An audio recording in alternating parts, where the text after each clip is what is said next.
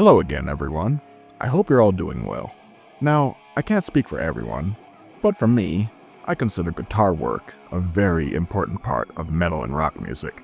And I don't mean the slow, dreary, atmospheric type of guitar work. I mean fast, heavy, technical, powerful, and most important of all, super melodic guitar work. Here's a list of 10 of my favorite guitar duos from some of my favorite bands. No, just want to clarify, this is not a ranking list, just a list of 10 of my personal favorites in no particular order. With that being said, let's get started. Number 10, Matthias Jabs and Rudolf Schenker.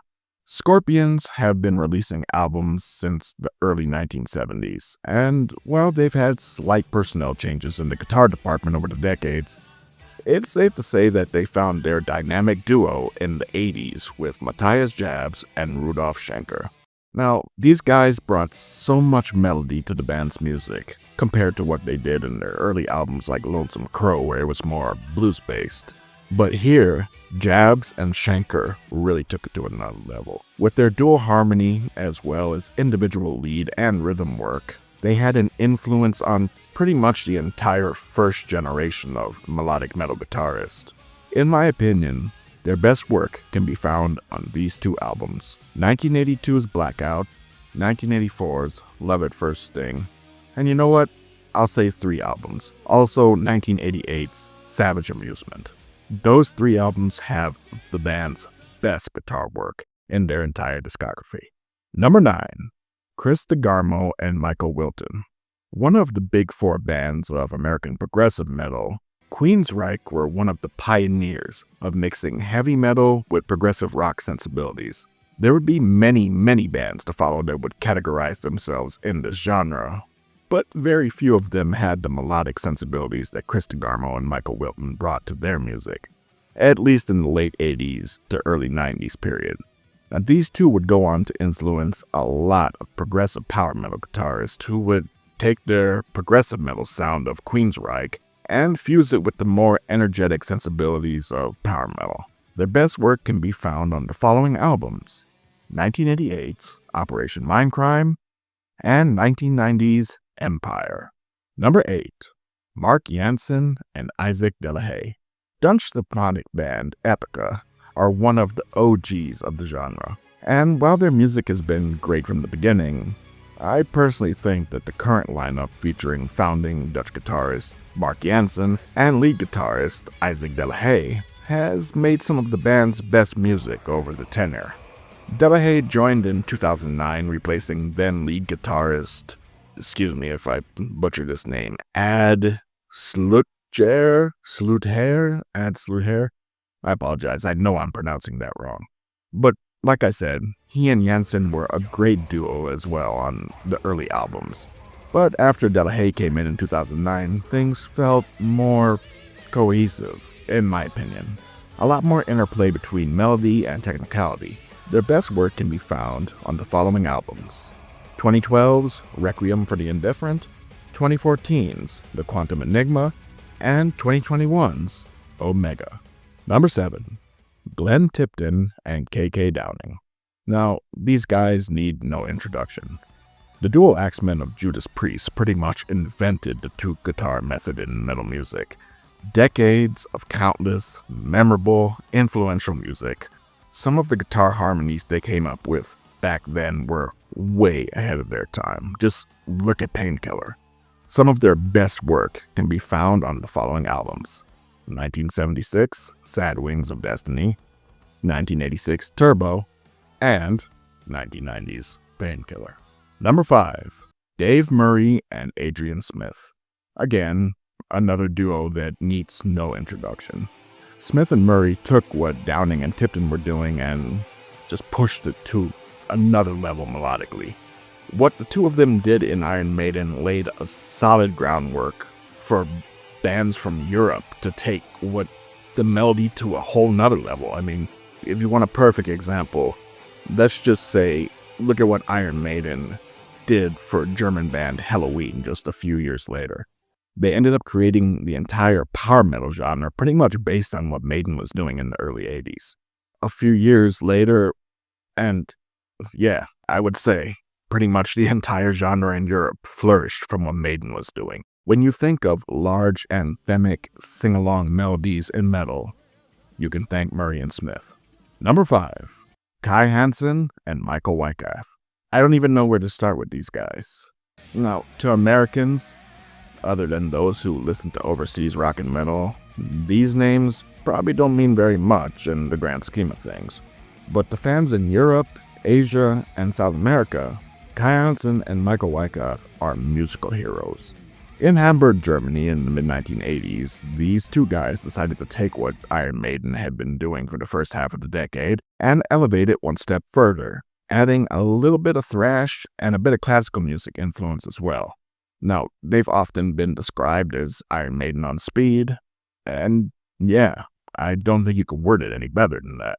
Hansen and Wyckoff are what Murray and Smith would have been had they sped up their playing and added a little bit more melody.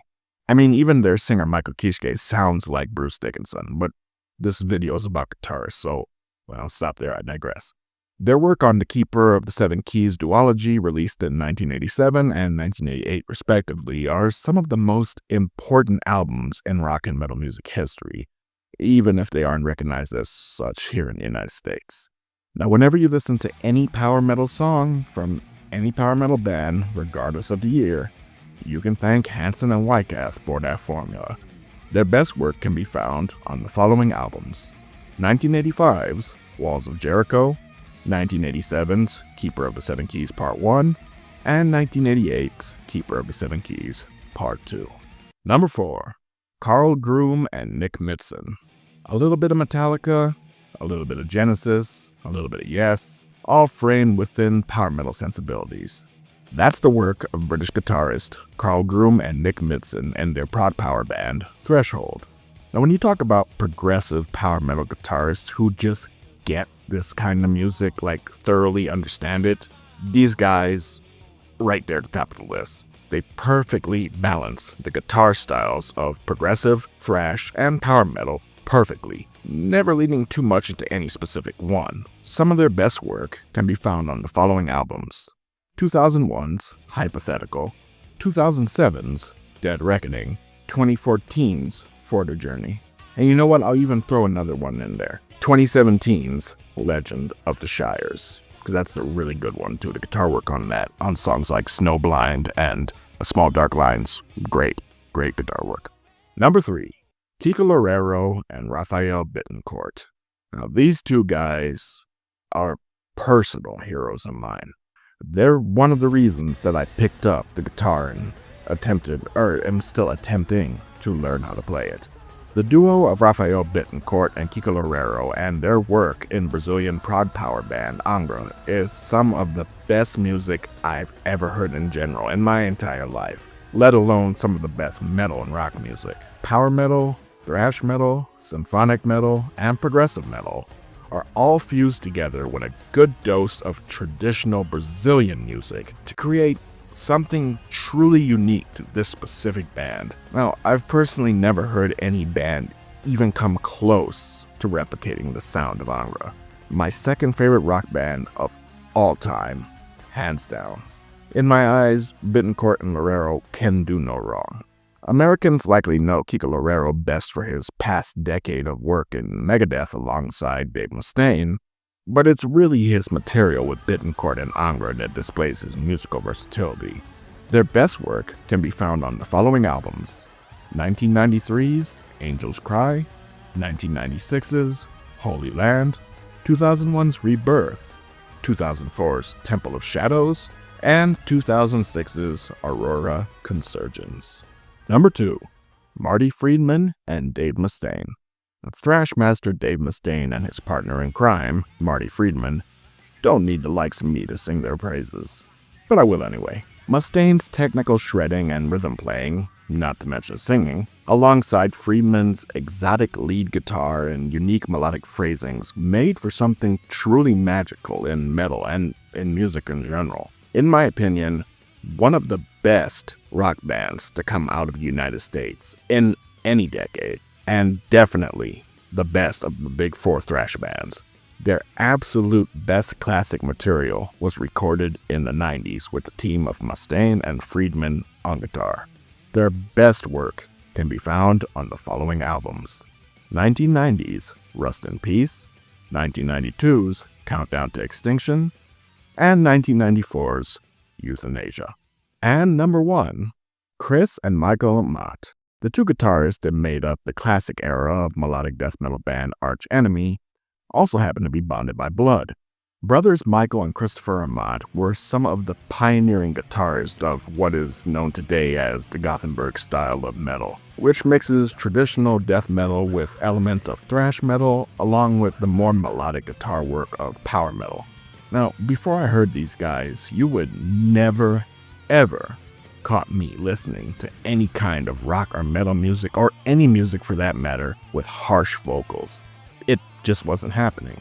Then, one day, I heard Arch Enemy's 2008 live album, or rather, I watched the concert for it from a DVD rip on YouTube from their 2008 live album, Tyrants of the Rising Sun. And holy fucking shit, did that completely change everything for me.